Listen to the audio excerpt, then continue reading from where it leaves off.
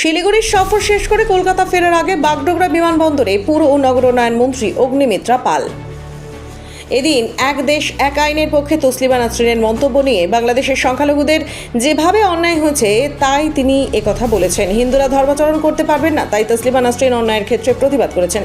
মালদায় বিপুল টাকা উদ্ধার, এটা আজকের ব্যবসা নয়। প্রধানমন্ত্রী নেশামুক্তির পোস্ট করেছেন। শিলিগুড়ি ও সীমান্ত এলাকায় নেশার দাপট রয়েছে, যেভাবে আগামী প্রজন্ম নেশার ঢুকে পড়ছে। গতকাল অনেক ফোনে এই অভিযোগ পেয়েছি, অনেক ভালো বাড়ির ছেলেও মেয়েরা নেশায় ঢুকে গিয়েছে। এটা তো আজকে হয়নি, গত 15 বছর ধরে হয়েছে। এটা দেখতে হবে আমাদের। তবে আমরা শুধু 2.5 মাস হলো। আজকের দিনে বাবা ও মাকে কমজোর করতে হলে সেটা হলো তার সন্তান, সেইভাবে দেশকে কমজোর করতে হলে যুব সমাজকে টার্গেট করা হচ্ছে। বিভিন্ন দেশ মাননীয় প্রধানমন্ত্রীর গ্লোবাল লিডার নিতে না পেরে এই কাজ করেছেন। অন্য দেশের ব্যাপার তো আর আমি কথা বলতে পারবো না। আমি আমার দেশের নিয়ে কথা বলতে পারবো, আমি আমার রাজ্যের নিয়ে কথা বলতে পারবো। বাকি দেশের কি হওয়া উচিত না উচিত সেটা তো সেখানকার নাগরিকরা বলবে। বাংলাদেশের নাগরিক উনি বাংলাদেশের বিষয়ে কথা বলতে পারেন। ভারতীয় উপমহাদেশে ইউসিসি যাতে হয় এবং বাংলাদেশ এবং পাকিস্তানের পরিপ্রেক্ষিতে আজকে যেভাবে হিন্দুদের বা সংখ্যালঘুদের, সেই দেশের সংখ্যালঘুদের অত্যাচার করা হয়েছে বাংলাদেশে, সেটা তো অন্যায়। এবং সেই অন্যায়ের ভিত্তিতেই উনি বলেছেন যে ইউনিফর্ম সিভিল কোড সব জায়গাতেই হওয়া দরকার। আজকে হিন্দু মহিলারা টিপ পরবে না, সিঁদুর পরবে না, তুলসী কাঠের মালা পরবে না, তার ধর্ম করতে পারবে না, উৎসব মানাতে পারবে না, তার ধর্মাচরণ করতে পারবে না। এটা তো অন্যায়। এবং সেই অন্যায়ের প্রতিবাদ সবসময়তেই তসলিমা নাসরিন করে এসেছে, সেই এতেই উনি বলছেন। আমি বলছি, মালদাতে আজকেও প্রচুর কোটি টাকা উদ্ধার হয়েছে, পুরোটাই মাদকের টাকা অনুমান করছে পুলিশ।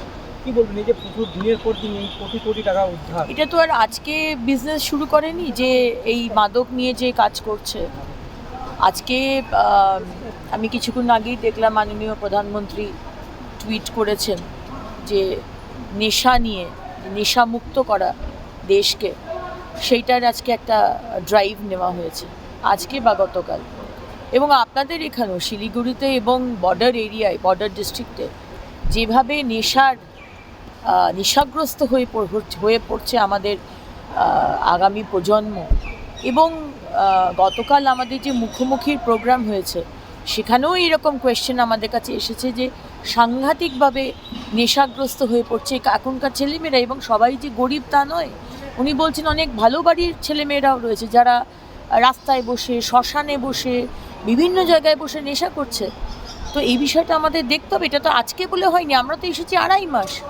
আজকে 15 বছর ধরে ভারতবর্ষ, আজকে আমাদেরকে যদি বাবা মাকে যদি কমজোর করতে হয় সেটা হচ্ছে তার সন্তানের থ্রু দিয়ে। সেইভাবে দেশকে যদি কমজোর করতে হয় তাহলে আমার আগামী প্রজন্মকে শেষ করে দিতে হবে। এবং সেটাই বিভিন্ন দেশ রয়েছে যারা ভারতবর্ষের এই উন্নতি, মাননীয় প্রধানমন্ত্রীর এই গ্লোবাল লিডারটাকে নিতে পারছেন না। এবং সেখানে তারা মনে করছেন যে আগামী প্রজন্মকে যদি নেশার ইনজেকশন দিয়ে দিই, পুরো নেক্সট জেনারেশন শেষ হয়ে যাবে এবং ভারতবর্ষ শেষ হয়ে যাবে। এটা খুব বড় একটা চিন্তার ব্যাপার। আইনগুলো আনছেন তাহলে এর বিরুদ্ধে? হ্যাঁ,